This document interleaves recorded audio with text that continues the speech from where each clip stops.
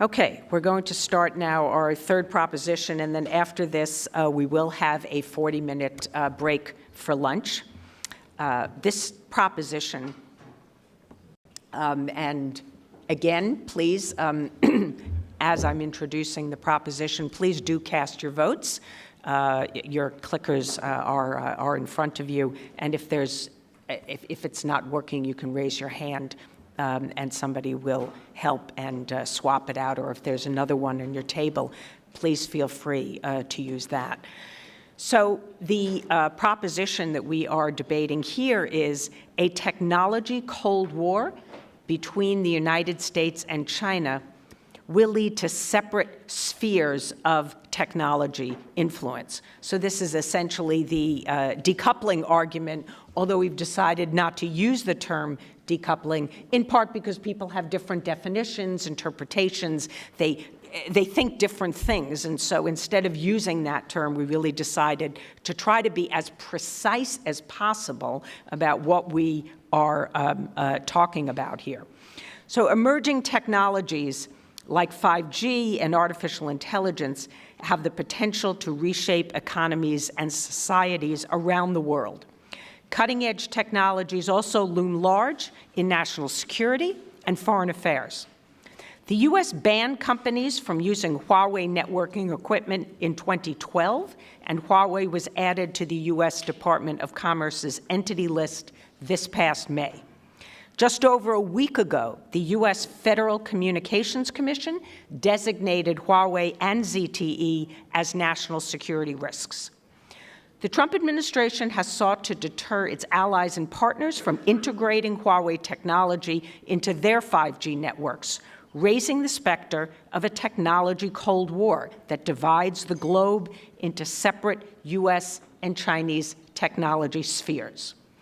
To discuss the future of U.S.-China technological competition, we are delighted to have with us two terrific speakers. We have to my right Naomi Wilson, who is Senior Director of Policy at the Asia Information Technology Industry Council. And to my left, arguing against the proposition, is Joy Dantong Ma, and she is a data scientist at Home Partners of America. She was formerly the Associate Director of the Paulson Institute in Chicago. So we're really looking forward to this terrific debate. I hope you have all by now registered you'll give you another 10 seconds. We have 78% in favor of the proposition, and we have 20, that just dropped to 77, 21% against. Please register your votes, and then we will, of course, have another vote at the end after we have our debate. So I think we will close now. Okay, and we have 78% to 20%. Okay, all right, and with that, I'm going to turn the floor over to you, Naomi, please. Great. Would you like me to use Up there, please. Yeah, and turn on the microphone.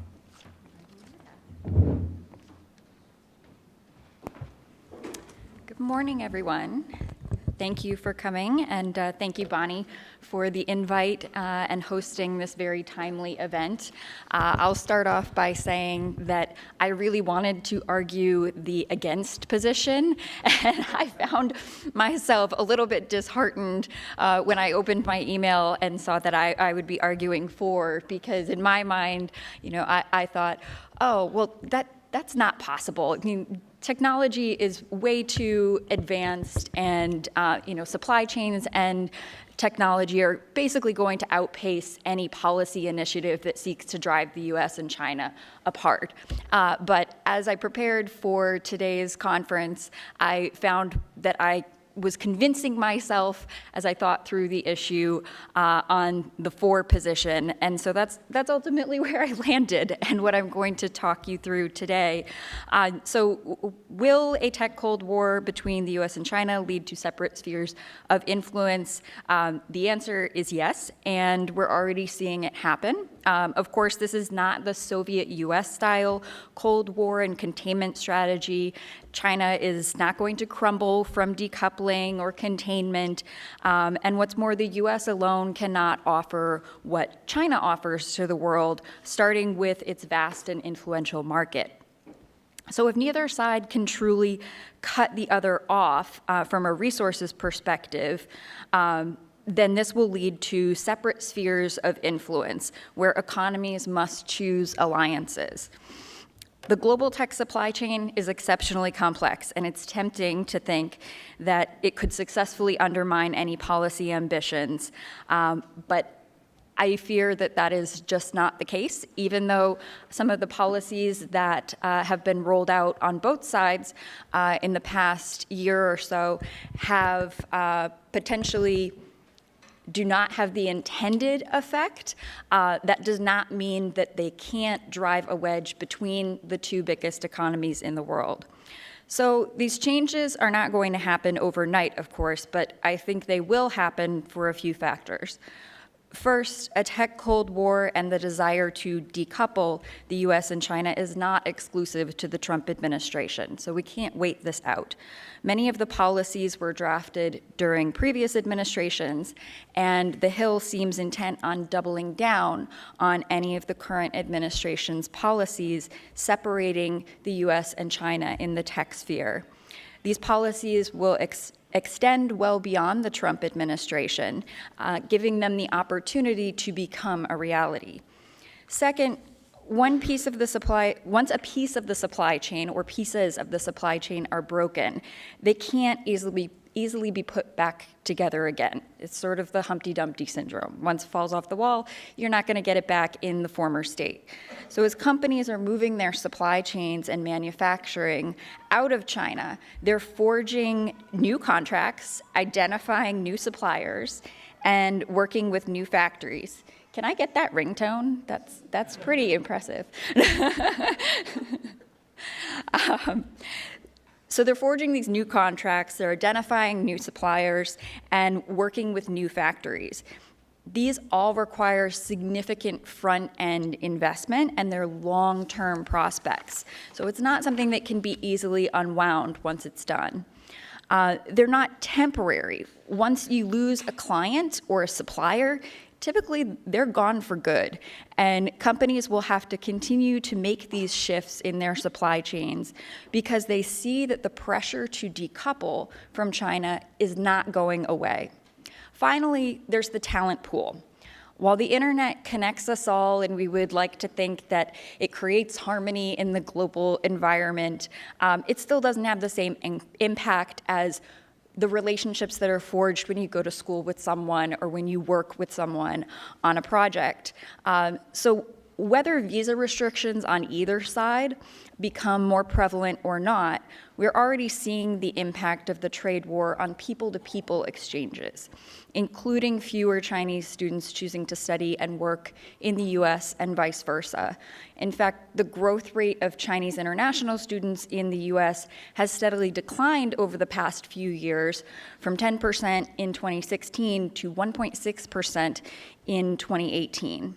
This resulting decrease in tech partnerships between Chinese and Americans will lead both populations to seek education partnerships and jobs elsewhere. And ultimately, the concentration of capabilities, capacity, and talent in either China or the US will lead to differing spheres of influence. So how exactly is this going to work, where you have policies on the books and currently in the implementation phase, and how will we see this play out in reality? There are two parts in my mind. The first is the decoupling of the supply chains and of the tech spheres of influence. And the second is the multilateralization of that decoupling. So what I'd like to do is just talk you through a few of the policies right now that we see having the greatest impact on this decoupling aspect. The first relates to supply chain. The U.S. supply chain executive order, as you all well know, prevents Chinese companies in particular, but not exclusively, from selling certain tech and ICT services and products in the U.S. The result of this is that Chinese tech companies are going to shift their sales to other markets. Pretty simple, right? On export controls, the U.S. entity list designations, as Bonnie mentioned, and the export controls reform regime require companies to obtain licenses in order to sell or to share knowledge with certain entities for national security purposes. The result of this is, of course, even if you get a license, it may slow commerce down and could impede business and cause companies to find new suppliers because of this uncertainty and delay in the process. And it may also provide an opening for other markets to sell to China, where U.S. companies are struggling to do so, such as Europe. Tariffs on Chinese goods, of course, we've seen have forced companies to find alternative suppliers and manufacturers. It's also sped up China's planned shift from an export-oriented economy to a consumption-driven economy, which is something they were aiming for anyway, so we've successfully pushed that forward, and forces U.S. companies to negotiate new contracts with alternate suppliers.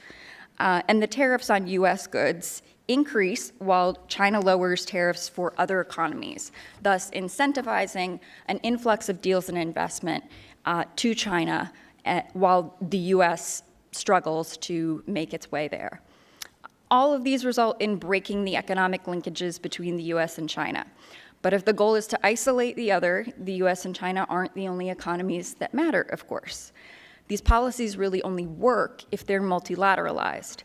So part two is the multilateralization process, where we can expect to see the U.S. and China separately curry favor or threaten to withhold market access from other nations in order to cordon off their rival.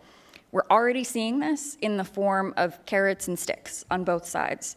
For example, the U.S. floated modifying intelligence sharing agreements with partner nations, such as within the European economy, if European countries do not keep Chinese products out of their supply chains. China has decreased tariff barriers for all countries except the U.S. to incentivize investment, and China has cast U.S. suppliers as unreliable, given unpredictable changes in export controls, in part to drive indigenous innovation, but also to dissuade other countries and companies from dealing with U.S. companies. So finally, how will countries and companies choose sides at the end of the day? Well, it won't be linear. That is where the technology and the complexity of the systems provide an advantage and a counter to the policies that are currently being rolled out. But it will come down to a mix of who trusts whom and business economic needs versus costs. On the trust side, we're seeing this play out with respect to data and concerns related to who owns data, what are the protections for privacy. And there's this assumption among many countries that more data means better training of algorithms and ultimately more control in the global marketplace, more influence. So what I expect we'll see is a number of data transfer and sharing agreements forged among trusted partners. And of course, at this point in time, the Western and the Eastern conceptions of how and when data should be localized or transferred are different. So that's a clear breakdown. On the economic and business needs side, states will need to choose partners based on who can provide them with what they need. So surveillance technology is one that's been in the news quite a bit. Also infrastructure for 5G and other emerging technologies.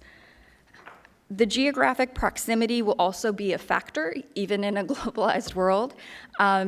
Just because of China's size and influence, I expect that they will have significantly more influence over the ASEAN bloc of countries. We're already seeing this through copycat tech regulations related to cybersecurity and data control that literally look like they were cut and pasted from Chinese regulations and laws into, for example, Vietnamese regulations. The US also hasn't prioritized this region, so it seems unlikely that the US will make a strong push here.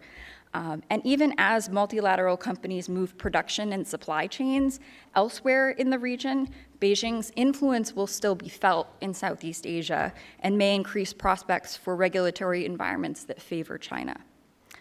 On the US side, bilateral treaties and regional desire to counterbalance China will preserve US alliances for a time being, including with Japan, Korea, India, and Australia.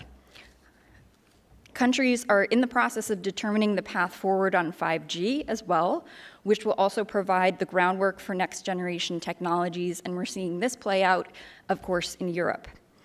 Finally, I want to make a brief note on some of the knock-on effects with respect to technical standards, which is a bit of a weedy issue, but we're essentially talking about the product specs that companies adopt in their products and services so that you can use your product or your service in any country, and there's interoperability across markets. There's an international process for developing these technical standards, which the standards community, the US government, and other governments have encouraged China to participate in. We want China at the table and not staying home, creating their own unique standards that serve as a market access barrier, and potentially influencing other Asian economies to create similar standards, because that completely negates the benefits of having products that work in every market. But if we see a divide between China and the US on this front, we also stand to see a divide in the technical standards. And that will, in fact, solidify all of these policy inclinations. And once that happens, we won't have interoperability among products and services, just because countries are now seeking to create standards within the China sphere of influence or within the Western sphere of influence, and it'll be very difficult to bring those two sides back to the same table. So in conclusion, even globalization isn't powerful enough to keep the US and Chinese economies intertwined, even though I wish it were. It'll be a painful and slow mix of separation by force and unraveling over time. And ultimately, this is a lose-lose prospect for both the US and China. Societies and consumers will likely suffer from this game of technology keep away.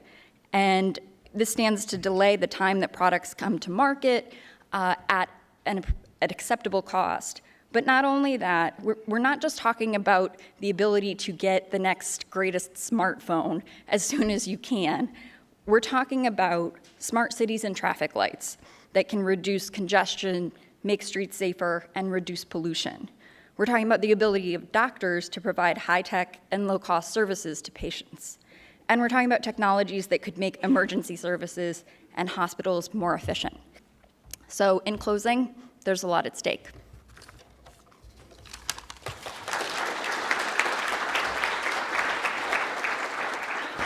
Okay, arguing against the proposition, Joy, please.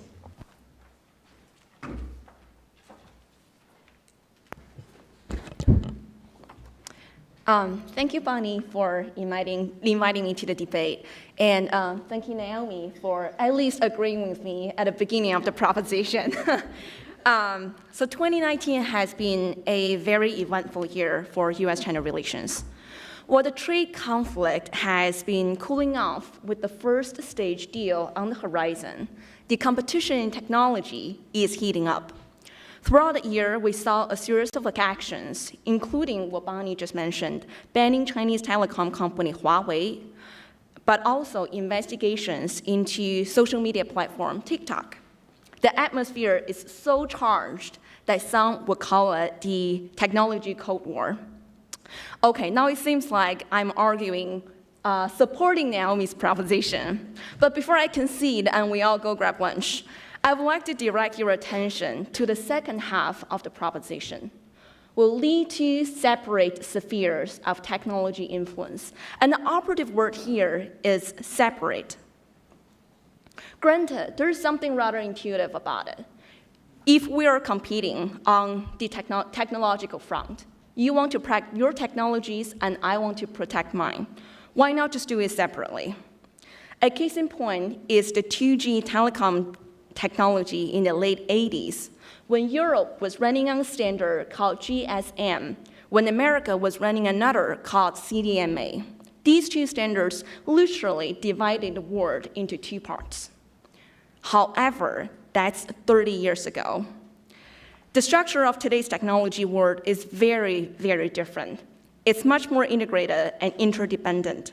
From my firsthand experiences as a practitioner in the field, I saw all of the AI companies in all countries are operating in the same open source ecosystem. And deviating from the existing structure will, at a minimum, impede a country's growth in technology field, but at its worst, increase isolation. To contextualize how today's open source ecosystem works and how cost and danger are created by isolation, I would like to use a real-world example as a data scientist I use on a daily basis. It's called Scikit-learn, SCIKIT-LEARN. It's one of the most powerful machine learning tools out there. And here is how it works. You feed all of your data into the package, and the package does all of the heavy lifting in regressive analysis and pattern detecting. And the package returns to you an algorithm that has the power of detecting your next observation. It's used by many big corporations. Some familiar names include JP Morgan and Spotify. And there are three major benefits from engaging in the open source ecosystem: human capital, algorithms, and safety. And there are three very concrete numbers associated with these benefits: 50%, 25,000, and $8.2 million. Now let's dive in.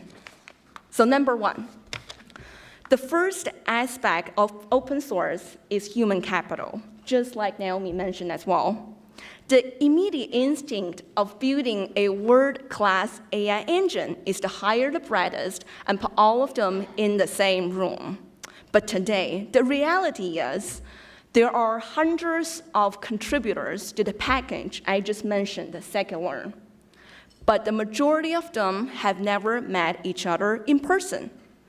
This is achieved by the open source of human capital.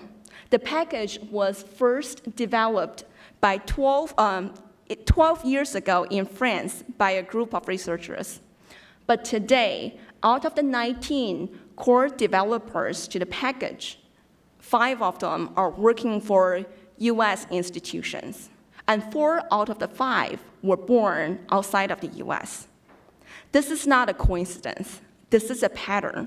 The United States has benefited more than any other country in the world from the inflow of global talent.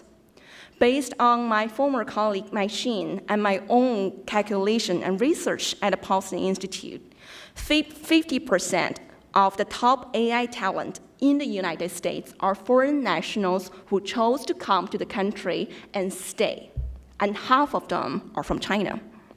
In a world of bifurcation, where we have separate technology influences spheres, this certainly will never happen. 25,000, the second number, is the number of commits or revisions that have been made to this package, Scikit-learn. That is averagely 7.6 revisions every single day, 365 days a year. Look, folks in the audience, I don't know how long it takes you to revise your paper, but for me, it takes anywhere in between a week to a month. So how did these guys do it? How did they develop something and they can make it better 7.6 times every single day? The answer is open source algorithms. making the package freely, publicly, and readily available. It sounds very counterintuitive. Why would you give up something that's so powerful, all for free? Then perhaps if I tell you that Google and Facebook also made their AI engines the very core of their competitiveness and profitability open source. But that is precisely the plan. First, the algorithm is only as good as the data being fed into it. By making Google's TensorFlow open source, the package suddenly had access to heterogeneous data sets under diverse contexts. It improves the overall power of TensorFlow. And guess who automatically benefits from all of these improvements? The answer is Google. And secondly, by making TensorFlow accessible, it becomes the go-to solution for industry practitioners and companies across the world. And that opens up the possibility of becoming the industry standard. And what it means is you will get to have more paid customers because your other paid softwares are much more compatible with the open source software you offer to the world. And that's precisely how Google became the standard setter for the mobile operating system Android that currently runs on 80% of every single mobile phone in the world. And that brings me to the third and the last point. The number $8.2 million. That is the average cost of a data breach in the United States, compromising more than 13,000 personal records. The cost of unsecured and unsafe technology was already large, but as the reach of technology grows, the cost is growing exponentially. Bifurcation will lead to technology systems that are technically and inherently incompatible with each other, and that will open doors to more harm and unsecure activities. But beyond just baseline security and safety, when algorithms are deciding virtually every aspect of human life, we want to make sure it is fair and it is ethical. A recent case in point in this is the Apple credit card's alleged gender discrimination. One applicant was given a credit card limit by the algorithm that's 20 times of his wife's, when at the same time they share all of their finances and she has a better credit score. So whether the case is still under investigation, but I think what's very clear at this point in time is the algorithms and the methodologies of technologies are growing so complex and opaque that biases and discrimination are very hard to detect. And the best way to avoid such pitfalls is to bake these ethical principles into the algorithm. Packages like Secular are built and tested by developers, hundreds of developers, on a daily basis. So this will significantly reduce the chance of bias and discrimination. And by pulling oneself out of this highly engaged network, we are foregoing the chances to shape the future. So here we are with 3 key benefits from engaging in the global technology ecosystem. 50% more human capital, 25,000 more updates and improvements, and $8.2 million fewer of losses due to incompatibility. To be sure, for strategic competition in an open source ecosystem, it's not all rosy. The chances and the risks of intellectual property rights violation and concerns over national security are very real and very valid. However, to jump to the opposite end of the spectrum, to sever ties and close the doors, the risk is simply greater. At a minimum, bifurcation risks foregoing all of the great advantages that have made US, China the great technology powerhouses that they are today. And at its worst, a country may lock itself into isolation, and one cannot compete, advance, or win in the marketplace of one. Thank you very much.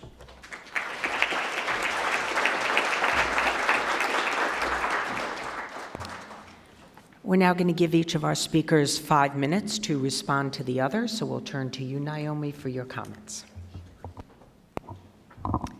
So, thank you, Joy. I agreed with a lot of what you said, and I'm really glad that you raised a few points that you did, and in particular, standards and open source activity. Not everyone understands the amount of exchanges that happen online on a day-to-day basis between the technical experts, and why companies value, as you said, giving something away from the perspective of some for free, even though it's not free, and it ultimately benefits the company. However, I will say that even though I agree with you on the facilitation of talent correspondence and the significant prospects for AI development in the US in particular from Chinese students and Chinese engineers, these are still elements that are captured by export controls policy, which includes the transfer of knowledge. So export controls do not simply prevent a US company from selling to a Chinese company or a designated entity, for example.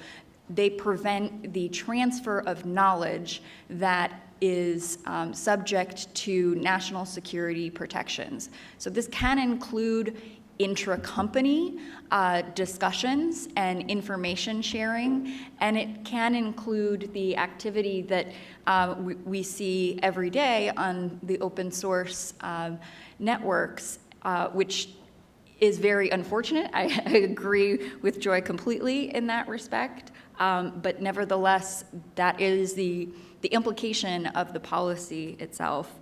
On the insecurity and the cost of technology stemming from the division of the two spheres of influence, I also agree completely that it's not only not cost effective, but it also creates cybersecurity vulnerabilities that and incompatibility among and across systems that we can't yet anticipate, and will ultimately lead to the incompatibility of technology in the global market.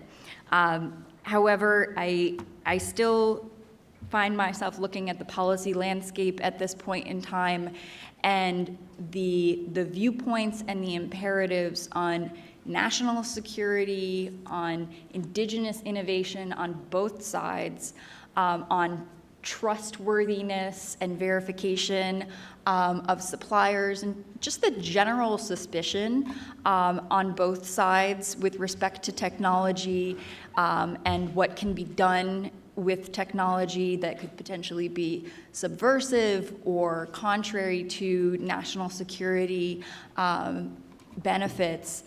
I see that as overriding the technical level and the desire of engineers and of pro-tech and pro-industry advocates to continue to see that correspondence and that competitiveness and cooperation advance the system. It's unfortunate, but I do think that,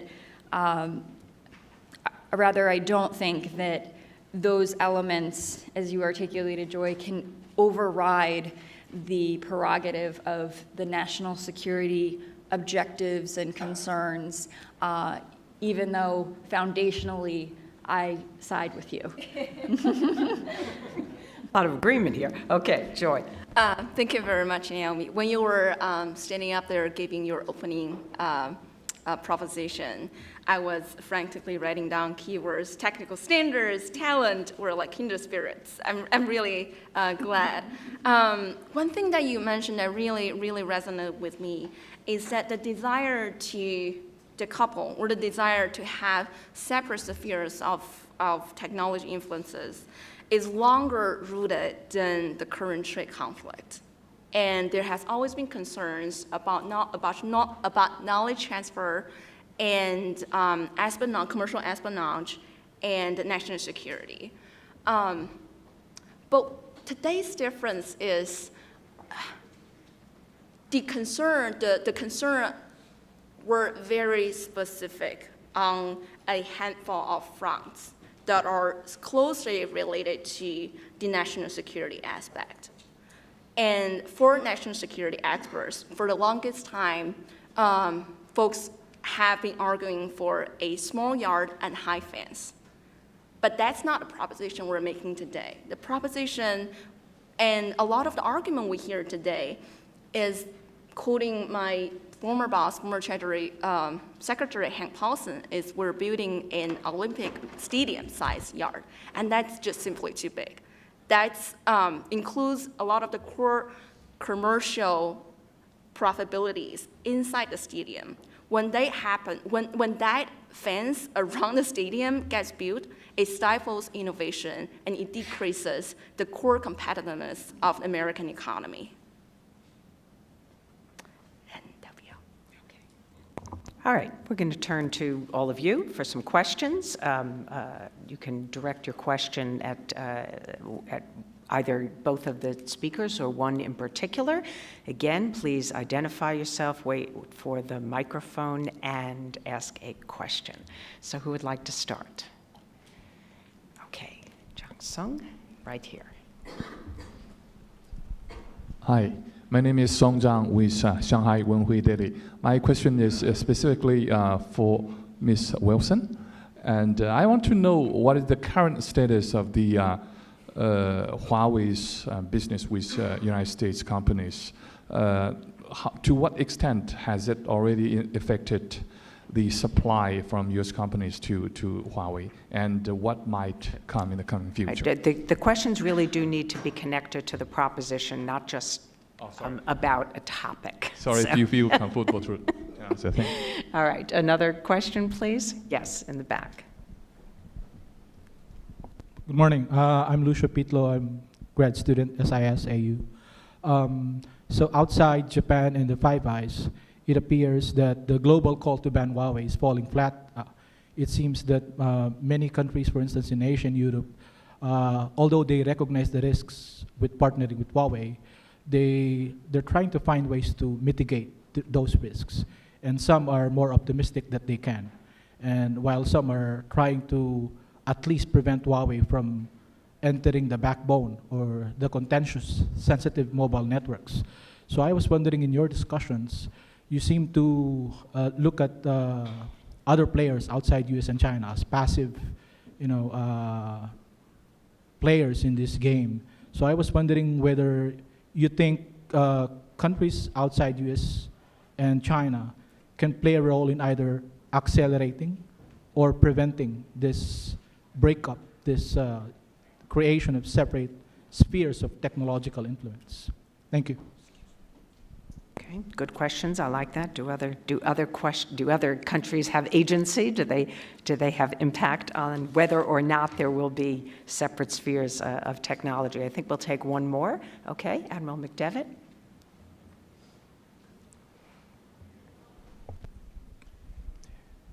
I was sitting here racking my brains about technology and historical examples of somebody trying to withhold the spread of technology from a cotton gin to a railroad to nuclear power, et cetera, et cetera. It seems to me that historical record suggests that it's impossible to limit the spread of technology. And the only limit seems to have been, or continues to be, affordability. Can a country afford to develop it, and what have you? So I'd ask both of you to comment on what is different about the technology you're talking about. Networks and artificial intelligence that's any different from the historic norms that we've seen over the centuries, really.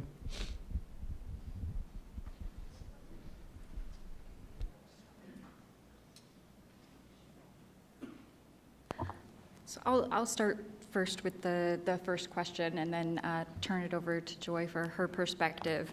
But you're absolutely right that other economies are dealing with the same security-based concerns in different ways. there's a lot of ongoing policy discussion as to how and whether risks can be mitigated with respect to 5G networks and infrastructure in particular. And one of the notions that's been floated by cybersecurity experts is the notion of protecting the core and not allowing any one supplier to have a monopoly on the network. So all that said, to your question of can countries influence the outcome here, I go back to my point that the drive to protect national security on both sides and the inherent mistrust of both sides really precludes that, at least at this point in time. I think we'll have to see how this plays out in terms of strategic advantage, and that is one lever. So, for example, if Europe takes a different tactic than the US with respect to 5G rollout, and they find themselves having a strategic advantage by incorporating components into networks that the US has prohibited, that could influence the US to look at it from a strategic perspective and say, okay, the Europeans are going to get out ahead of us, or it could reinforce the current view that it's all the more important to protect US networks and to be absolutely sure of every single component within the networks and who has control over what.